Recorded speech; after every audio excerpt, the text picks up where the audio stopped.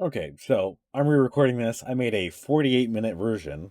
No one wants to watch that. So, uh, hopefully I'll be shorter this time, but we'll see. This is probably still going to be a longer video, but basically I'm just going to be ranking the champions for the update as far as who needs buffs, who needs nerfs, what characters would benefit from a rework or realistically need more in-depth buffs or nerfs. I'm going to try to stick to recommending number changes because number changes are much easier to do and test than creating a new ability for a character. But overall, again, default is default. You're not going to change it. So leave it as is. Lufus is the new player character, but he's completely unusable by intermediate and veteran players. Nobody plays Lufus or can play Lufus at really a high level. I would almost say any player on Cyto can body a Lufus player. I don't care really who you put on Lufus. A decent Cyto is going to be able to win. So that's just my perspective.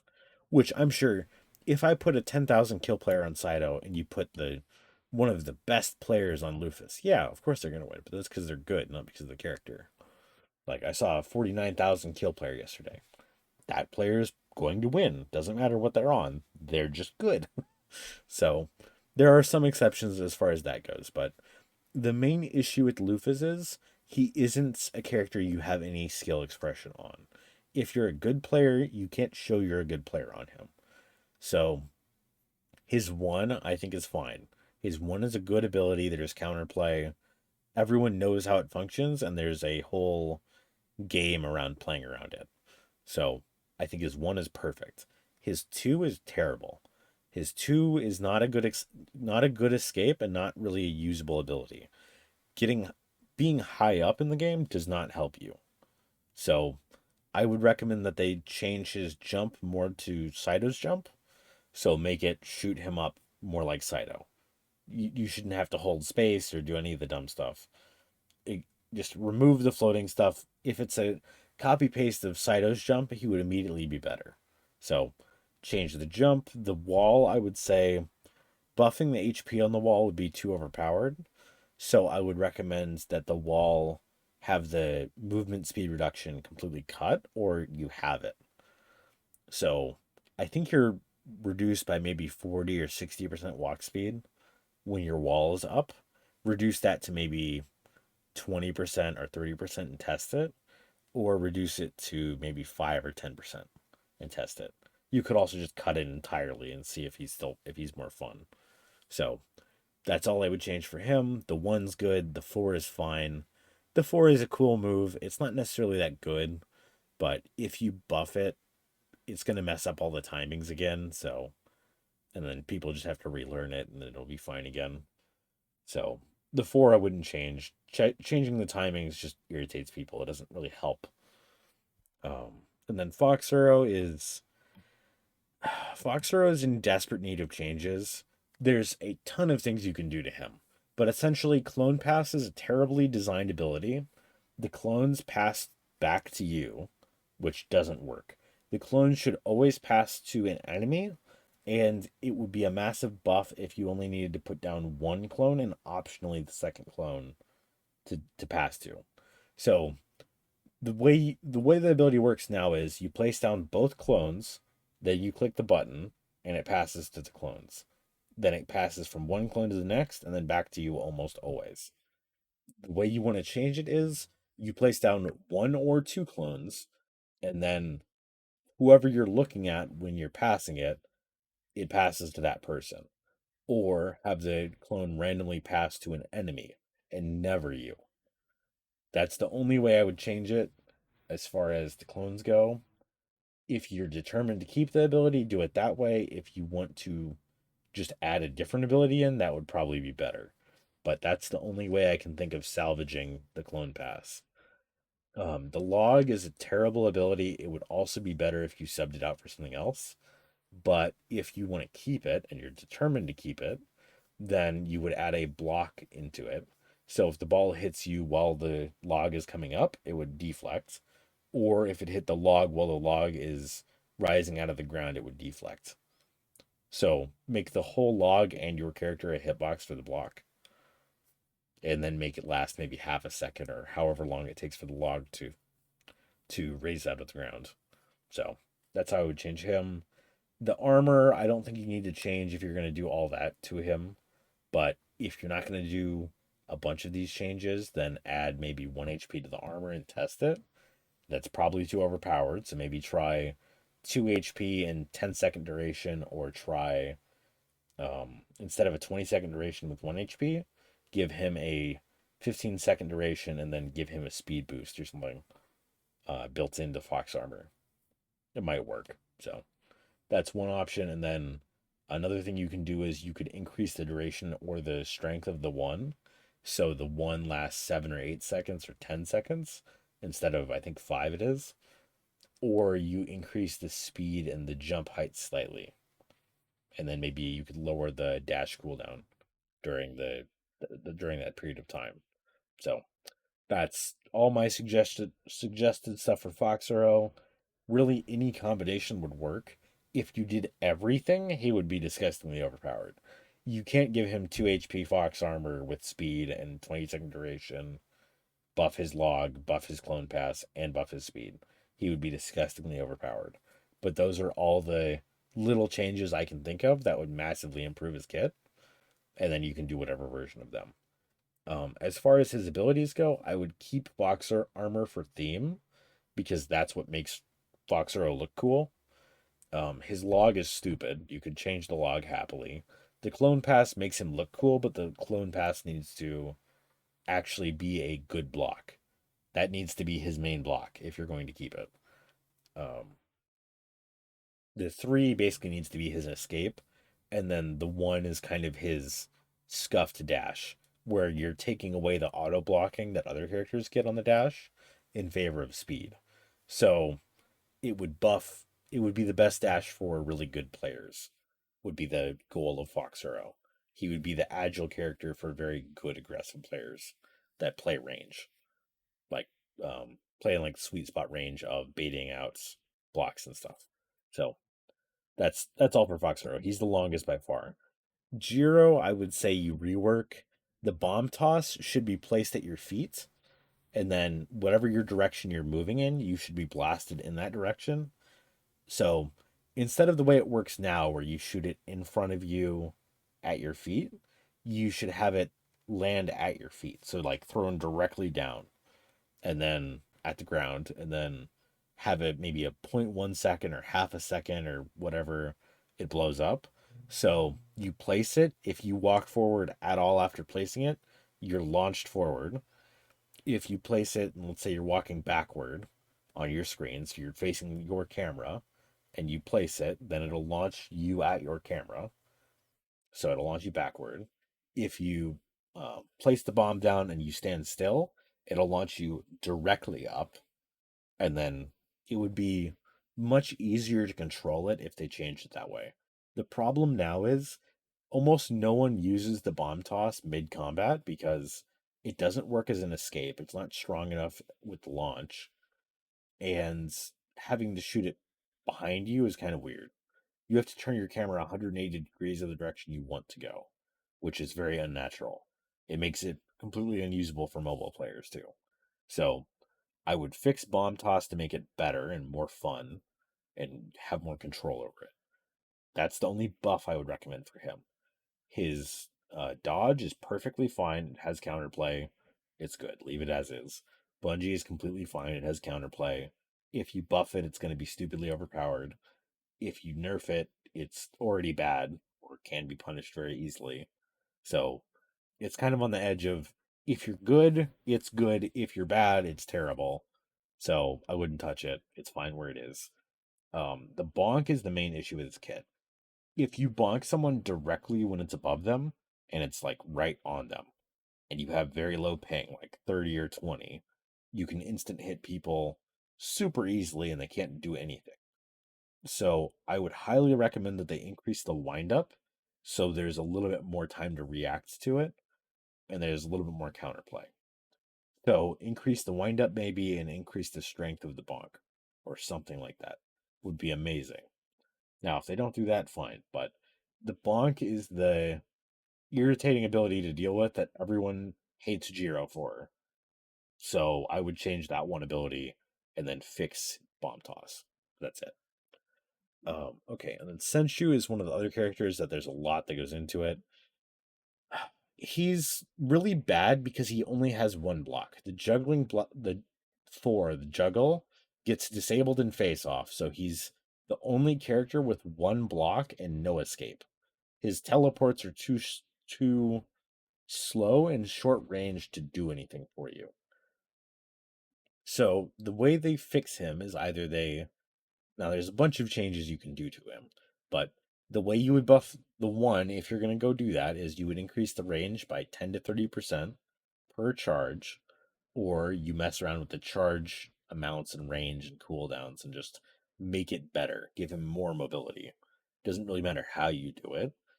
I would, to make it simple, I would say leave the amount of charges the same, increase the range by maybe 10%, and then change the cooldown to get all your charges back by maybe 20%. Or make it so you charge each charge individually instead of all charges at once. So instead of it being like reloading a magazine and a gun, make it so it's like reloading a shotgun. As long as you have one bullet in there, you can use the charge. So that would be a massive increase for Senshu. Make it so if you charge one of your three charges, you can still access it. And that would be a massive improvement to Senshu. So that's the way you could fix his mobility. His 2 is completely fine. If you weren't going to touch anything, or if you're looking for one ability to not touch at all, don't mess with his 2. But if you think his 2 is weak, because generally it never gets used, only bad players pass to Ascension when they're in the kick. I would increase the duration that the kick is up by maybe half a second or a second, and then you could buff the charge time if you wanted to, because that would make him a lot scarier to experienced players. But that's optional. Um, Again, the main thing is he activates the kick, and then everyone ignores him for that duration, and then passes it back to him immediately after. So make it a slightly longer duration for the 2. So hopefully he gets more of his kicks to actually connect. His 3 is his worst designed ability by far. Everyone hates fighting Senshu's the yellow card them. Um, a lot of people will team and focus with Senshu. It's always been an issue. And his combo of basically yellow carding a new player and then clashing them out till they die gets people very irritated. So I would change his yellow card into an escape, or I would change it into a block or attack of some type. I personally think it would be really fun if they slightly buffed the range of the 1 to make him more mobile, made the 2 durations slightly longer, changed the 3 out for another kick, and then for the fourth ability getting turned off and face off is completely fine. It should be turned off because you can delay it however you want. So it would be way too strong in endgame when the ball is going super fast if it wasn't the way it was. So I would say increase the duration the ability will let you kick for maybe a second or two. The problem with the 4 is it's only like 2 seconds it'll protect you. If you don't get it during those 2 seconds, the ability cancels and goes back on cooldown. So I would fix that, and that's kind of it. And yeah. Torokai is just bad. He's just terrible. Fireball should be more consistent. Ice Wall is just a terrible ability. You can leave it as is, but it's bad. The 1 should have some sort of buff added to it. Whenever you swap from ice to fire, add something that's cool. And then the Ice Wall and the Fire Run are very inconsistent with blocking. So fix that. And then the Fire Aura is terrible. They could do something else. I would say you should have it speed up the ball, is my recommendation. The issue is, I would say, if the ball is launched from someone within the fire aura, then the ball is sped up. That's the way I would change it. I wouldn't change it so whenever the ball goes through the fire aura, then it just gets shot up because it doesn't do anything. Make the ball faster if you're the one shooting it from the fire aura. Just because it would be way more fun and way cooler as an ability. It would be way scarier. And then the Toro Kai would be the one to take advantage of it. The problem with the Fire Aura is usually it gets the Toro Kai hit by the ball. It doesn't help the Toro Kai. Or make the strength it shoots the ball up a lot stronger. Like incomparably stronger. And make sure the ball doesn't get stuck on top of the aura. Like have it flung out of the top and then hit someone. Like go up far into the sky and then hit someone on the head. So you need something needs to happen with Firework. Terrible. Um, that's pretty much it for him because it's just one needs something. The one's missing something. It needs some sort of effect. The two is inconsistent. The three, the Ice Aura is great. The Fire Aura is terrible, and Fireball is inconsistent. I would change it, probably nerf it a little bit, just because it's very oppressive for new players. New players tend to get just dominated by it, and old players just are irritated by it. Doesn't really hurt us at all because if you activate like a Cyto ability, it'll just kill the fireball without even using the block. So, and it just isn't very fun to fight. Occasionally, you'll find Torokais that are just really toxic and try to fireball everyone. They're really bad, but they clash and think that they can kill people. So it's just not very fun. So Yellow Card and Fireball are probably two of the worst designed abilities next to Fox Zero as a whole. Okay, and then Kilo is a little bit odd. So it depends what you're going to be doing to everyone else. Kilo, I would say, is mostly balanced. Mostly. The issue is his cooldowns are a little bit too fast. He's still better than every single character besides like Saito, in my opinion. Kilo is the second best character in the game. So I would say you nerf Kilo's cooldowns by maybe 5% or 10% if you're not going to be changing the rest of the cast a lot. If you just want to nerf the top characters down to the lower ones, just nerf him and nerf the top character. But if you're going to be buffing all of these characters the way I recommended, he's fine. Leave him as is. So I'm going to leave him in balance just because there's a massive difference between him and the top character. So, and if these characters all get the buffs I recommend, he would be relatively in line with these characters. And I think he'd even be relatively in line with Lufus. Lufus, you could also give something else, but they'd be a lot fairer of a match if you buff what I said about Lufus. So I'll just say it's fine. He doesn't need ability changes. I would just change the cooldowns for the freeze, the dash, and the intercept to be slightly longer. And if you wanted to be a little bit extreme, the intercept, has a 7-second duration or something for it to activate. Shorten that to like 3 or 4 seconds. Good Kilo players use the intercept aggressively, so it's just a crutch ability for new players to survive. I would change the intercept to be less forgiving because Saito has like 1 or 2 second abilities. So just change it to like 3 or 4 seconds. You can even do 5. 7 is just ridiculously long. So that's the only things I would be tempted to recommend changing on Kilo. Moving on. Gazo is just fine. Gazo will always be a character that good players show is overpowered. Bad players will always show Gazo as like heavily reliant on player skill. So I wouldn't change him because if you buff him, if you buff the portal, and let's say the portal shoots the ball out twice as hard, or the fake ball makes the ball shoot out twice as hard, good players are just going to roll. If you buff the speed significantly on portal or fake ball with the strength that it hits the ball, I'm going to immediately swap to Gazo, especially if you're nerfing my main. But Gazo is just going to be the experienced player character. And so you got to be really careful with Gazo. Gazo is very good in the right hands. If you buff him to be good in a new player's hands, he's going to be broken, and all the veterans are going to love him. So you got to be really careful. Jimtoki is a bit odd. Jimtoki you don't need to fix.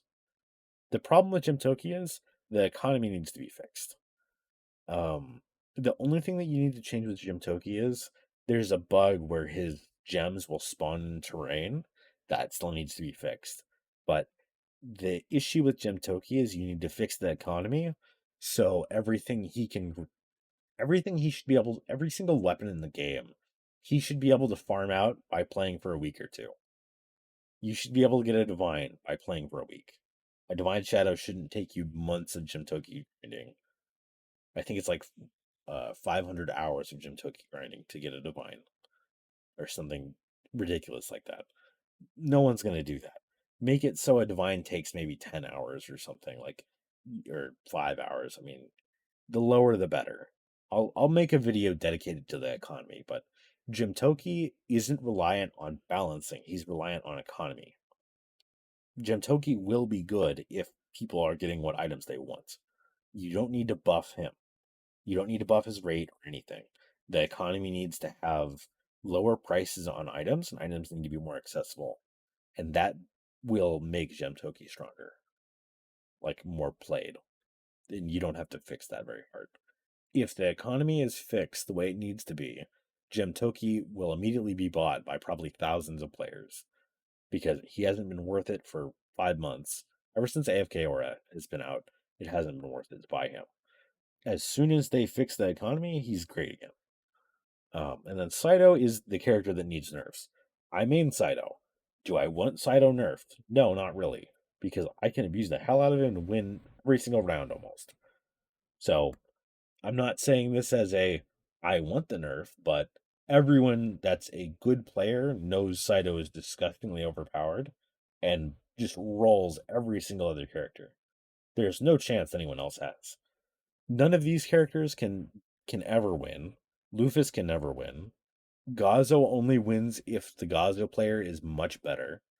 If you put two equal skilled players on Gazo and Saito, Saito should always win.